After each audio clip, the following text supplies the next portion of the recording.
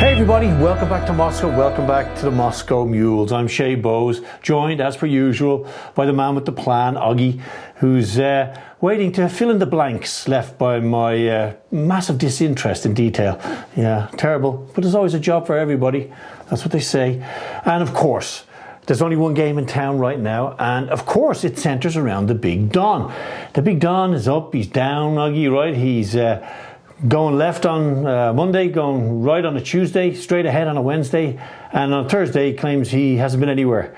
Yeah, but there's other people from the American political landscape, let's say, who you might have thought, right, Oggy, had gone away. People like Kamala. You know, so I often say, as bad as things get in the US, whether you love the Big Don, whether you hate him, whether you think it's a clown world or, you know, it's the best thing that's happened since sliced bread, things could have always got much, much worse if this, delusionist in chief, Kamala, had have actually got elected. Yeah, for real. She's back. She's back in action. And as they say in Ireland, she hasn't gone away, you know. Oggy, run the video. Are you kidding me? This guy wants to create a ballroom for his rich friends while completely turning a blind eye to the fact that babies are going to starve when the SNAP benefits end in just hours from now? What? Come on. Oggy, is she drunk? Just say it.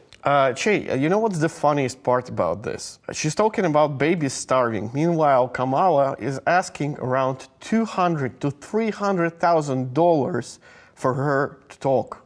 Yeah, so she charges, and you can check it out, Ilya will post it up, about 200 to 300,000 to do an after-dinner speech. You know, you want to, put everyone to sleep after the wedding or the christening. Just get Kamala in and she'll, drone on in that horrible, monotone, idiotic voice of hers that used to put us to sleep regularly during the presidential debates. And she was complaining there, Oggy, about something quite interesting, something that we've been keeping an eye on. And that is the Big Don's remodeling. Yeah, he's been doing a bit of work, let's say, around at the house, right, Oggy? Absolutely correct, Che. Yeah, a little bit of work. He's basically knocked half the White House down, you know? I mean, it's not like the President of the United States, right, has to kind of ask anyone's permission to really do this. When you move into the White House, it's basically your house, and you can do anything you want. And just like none of the Big Don's advisors correct him when he solves a war in Azerbaijan, or, he makes Lex Luthor and Superman sit down and end this terrible war between them. Nobody actually corrects him because everybody's terrified. The emperor has no clothes, but everybody is absolutely themselves to say it. Let's have a look at what, Oggy and our friends in the graphics department think might actually be going on at the White House and how it might actually turn out. Yes, Krasny Ploshad, Red Square, not too far away. Run the video, Oggy. This is the...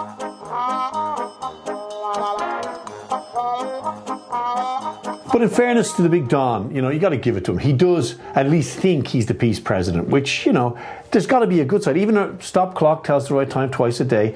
And as we say here, we'll back the Don when he needs backing, and we'll call him out when he's making a complete tit of himself in the United States. Now, somebody else who's certainly making a complete tit of themselves in the United States is Linda Nosferatu Graham. Now, our friend Lindsay, who's absolutely not a homosexual, correct, Oggy? And absolutely not a vampire eating human blood for his lunch or something. He's not a vampire eating human blood for his lunch.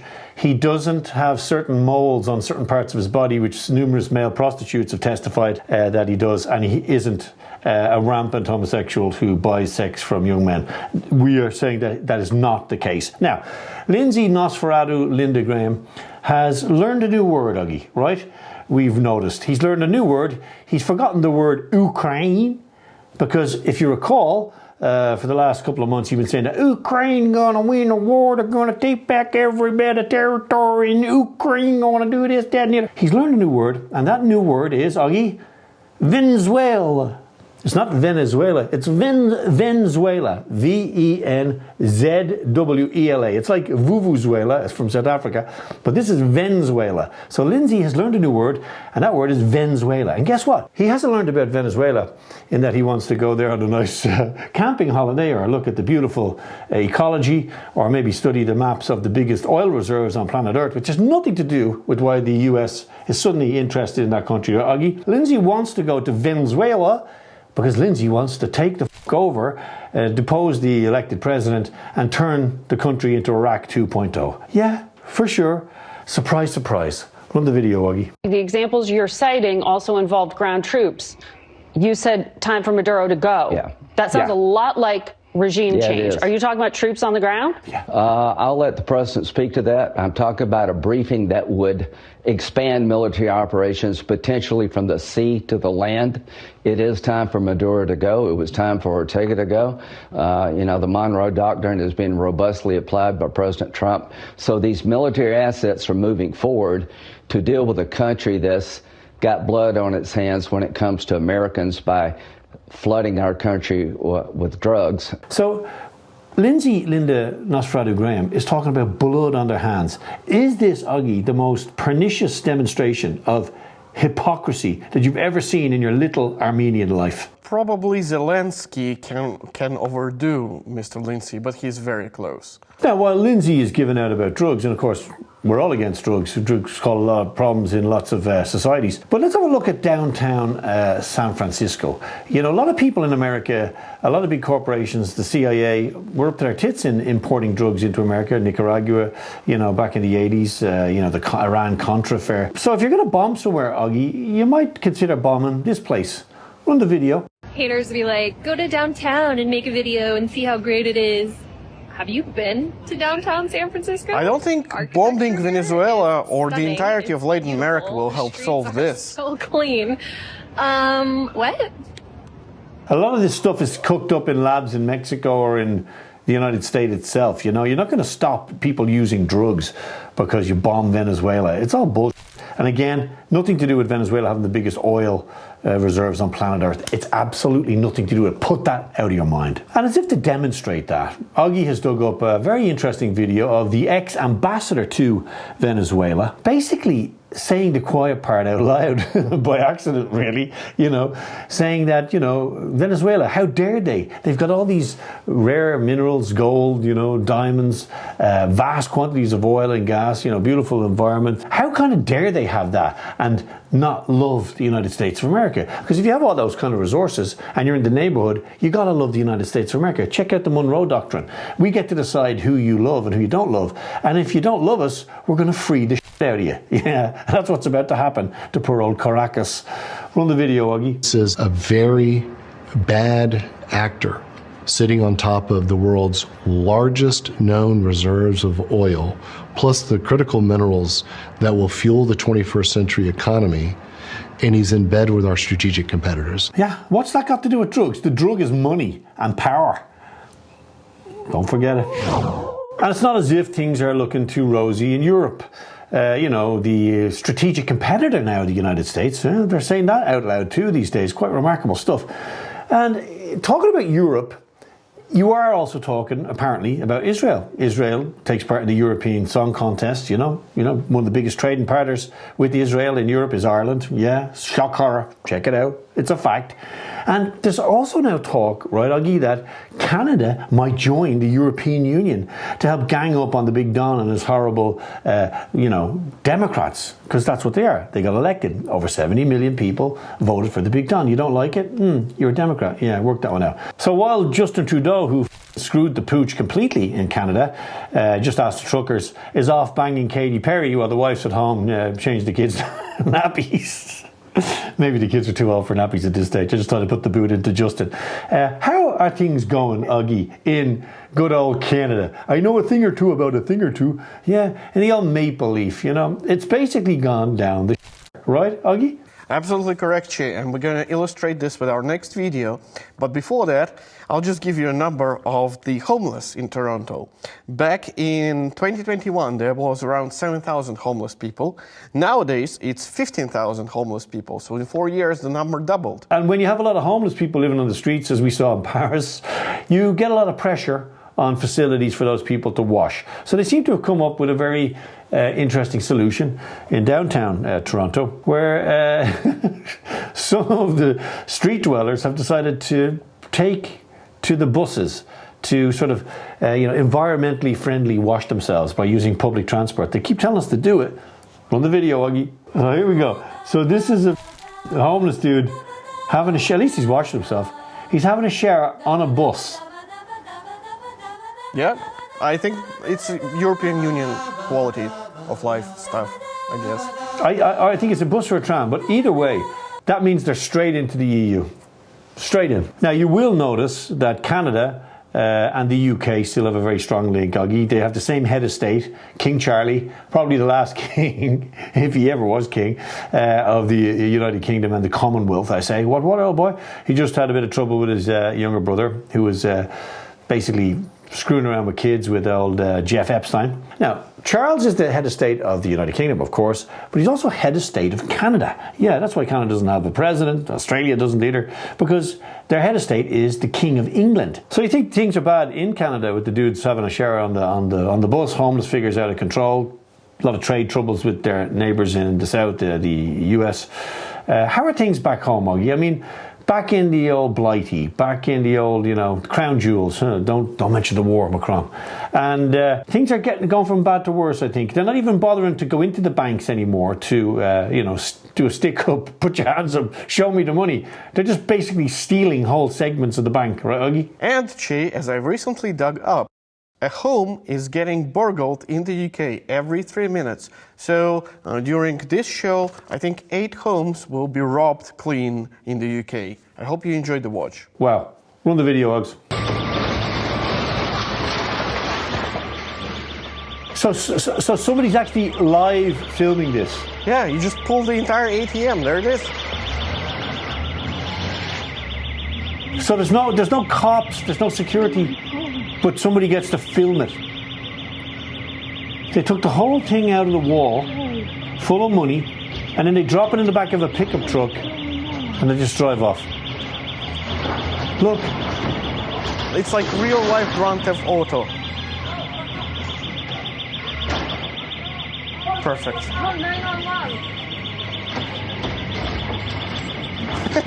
They can't even fit it in.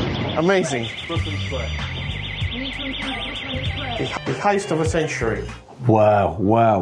Unbelievable. It's kind of, it's kind of the term smash and grab. There it is right there. Now, of course, the UK is a very close ally now of Germany. They've had a couple of arguments in the past before. Let's not mention them. 1 or 2 arguments in the past that kind of burnt the whole Europe. And by the way, the English are, after all, Germans. What's the name of Andrew now? Prince Andrew? He's actually Andrew Windsor Mountbatten. Yeah. Actually made up names. All made up. Check it out. Now, Germany and the UK, very, very close. Anglo-Saxons, Saxony in Germany. And in Germany, there seems to be a sense of kind of, Augie, what would you say, third time lucky? They've tried it twice. We're going to go again. And they put out a very interesting video. Now, there's something about these Germans and their Ukrainian sort of bootlickers and torchlit parades. They kind of like a bit of a torchlit parade, don't they? The Sound of Music, the Anschluss, a few torchlit parades, a bit of Nuremberg, a bit of salt and pepper, a few Nazis thrown in for good measure. And in Germany, they actually are calling it the Eastern Front. Yeah, maybe they've forgotten what happened to them on the Eastern Front. Maybe they're forgetting what happened to them in Kursk. Maybe they're forgetting what happened to them in Stalingrad and then in Berlin. But anyway, they've certainly remembered how to light their torches and trot around like a bunch of little brown shirts, black shirts, whatever you'd like yourself. Let's have a look. Run the video, Augie. I can't believe they're that retarded. Sie bauen hier gerade etwas auf, was Bestand haben wird. In einigen Jahren wird man sagen können, diese Brigade, ja, This, I think I've seen this film before, Augie. Einsatzbereich. I can tell you what's the ending gonna be. Yeah, I think it ends in Berlin. With Berlin looks like a car park. Well, anyway, third time lucky. Third time's a charm, boys. Third time's a charm. Now, let's not forget, the German army is quite small. The British army is tiny, 72,000 people. The French army too. Nobody wants to join the army in the West. So, Augie, who is going to fight these wars against Russia, China, the Blue Haired Brigade, the Libtards, the Rainbow Flag Brigade? These people, these diabetic, transgender, ADHD brigades, nobody wants to join the military in any of these countries because they've completely lost touch with their martial culture. It was different Second World War, different even in the 1960s. Nobody wants to fight these wars, right? Well, except your political leaders. Yeah, the political leaders. And guess what? They aren't going to fight the wars because they'll be in their bunkers counting up their big pensions for after the war, when I'm sure they're going to work as consultants for anybody, maybe even the Russians when they're rebuilding Berlin. Let's have a look at what's actually going to happen to you guys in the West if they get their war with Russia. Because remember, you think that it's all happening by accident in Ukraine, dragging people off the streets, seeing will the media just turn the other way very conveniently because they're defending freedom. Guess what? You guys are next. Run the video, Augie.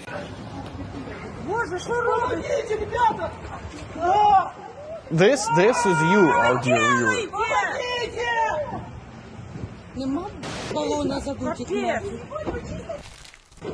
Off to the front line. Gone. Yeah, and you notice something now.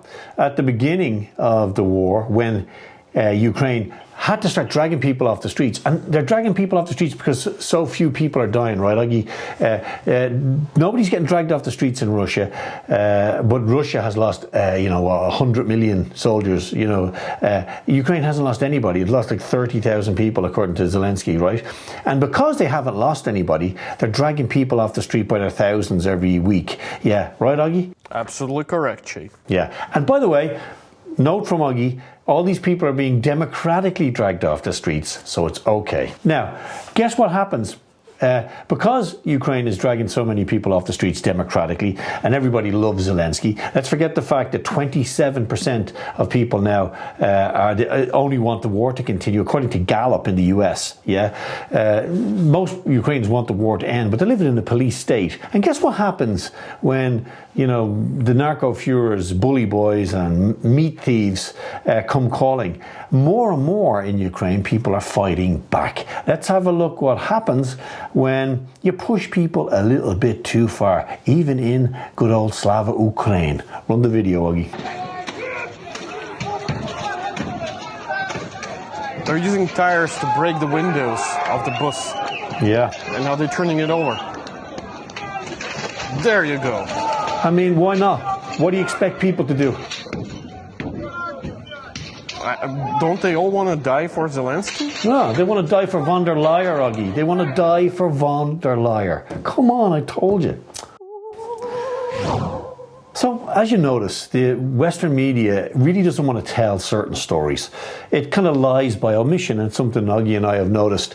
One little viewpoint, cut out the rest of the picture. But one person who's been very good at trying to show the whole picture, heroically, at great cost to himself, his career, has been our friend Tucker Carlson. He's really been a voice of reason, right, Augie, about this conflict in Ukraine. Just calling it out for what it is. He was one of the first to say it was a proxy war. He was one of the first to try and expose the major corruption in Ukraine. Things that the media, which he worked for at Fox News, were absolutely developing antibodies to, let's say. I wonder why. Let's have a listen to Tucker Carlson, basically schooling, I would say, a Polish warmonger. Now, I've met a lot of Polish people, I have a lot of Polish friends, and I can't seem to find all these people who want to go to war with Russia. Most of them want to get on with their lives, feed their families, and do their thing. They don't want any more war. The Poles and the Russians, remember, lost a lot of people in the Second World War. It just so happens that it's people who lost nobody, essentially, who want this war. Let's have a listen to Tucker basically laying down a few truth bombs for our Polish friends. Run the video, Augie. I think we really, as NATO, and the values that the NATO should uphold in principles should be respected. And I just want to say, I've got a better idea. Why doesn't Poland go to war with Russia? If you're upset about it, why don't you go defend Ukraine? Sorry to be a jerk, but why am I paying for this? This is hurting the United States. I mean, look, I've tried to be reasonable. I understand your concerns. I don't think they're frivolous, and I definitely understand your history, and I think it's all real. And I love the Poles. On the other hand, this is a regional concern. Why am I involved in this? Why do my children live under the looming threat of nuclear war to protect the sovereignty of Ukraine or save Poland? Like, I like Poland, I like Ukraine, but like, I'm an American. Not one more dollar. No. Fight the war yourself if it's so important. Boom. I mean, what can you add? What can you add? Now, we're nearing the end of this episode, but, you know, we were kind of casting our eyes over the running order, Augie, right? And we said, there's no dudes in dresses in this one, you know? So we decided to add a little bit of salt and pepper because, you know, we want to remind you what the values that you're going to die for are now in Europe, right? It's not like the Russians have come anywhere near your country. They haven't done anything to you. They haven't invaded anybody. They haven't killed any of your people. They haven't attacked a NATO member. They haven't attacked an EU member. The Russians have the biggest country on earth. Yeah, it's a continent. They don't need Lithuania. They don't need Ireland. Oh, Jesus. Anyway, as Augie said, let's keep them tuned in to what they're going to die for. Yeah, we love it. Dudes in dresses. Here we go. Run the video, Augie. So it's a transgender who is peeing wine into people's glasses. Oh my God. When you're going to be dragged off to die in the World War III, I want you to think about this transgender. Is it gone yet? I'm turning it off. I'm turning this off. Please, put it off. Turn it off. Even I can't look at this. So, dear friends, that brings us to the end of another episode of the Moscow Mules. We hope you've enjoyed watching as much as we've enjoyed making it. And, you know, not much has changed in the global landscape, let's say. But one thing has caught our eye, and that's this massive investment in AI. And, you know, the warning notes coming from people like Bill Gates that in, 10 years' time, you'll only be working a 2-day week because nobody will have a job. AI is going to take over. This obsession with a virtual world. And imagine how you're treated now in a very real world globally. What's going to happen when the computers are in charge? It ain't going to be pretty. And the numbers say it too. 0.1% growth in US GDP in the first half of 2025 if you remove data centers. That's the way it's going. We're all going to become irrelevant. Well, even if it's an AI Augie and an AI Shay, we're going to be here next week, same time, same place, trying to annoy the people in power and, get under the skin of the bad guys. And we hope that the good guys, that's you at home, are in the back seat with us. We'll see you same time, same place next week. Until then, God bless. Mind yourselves.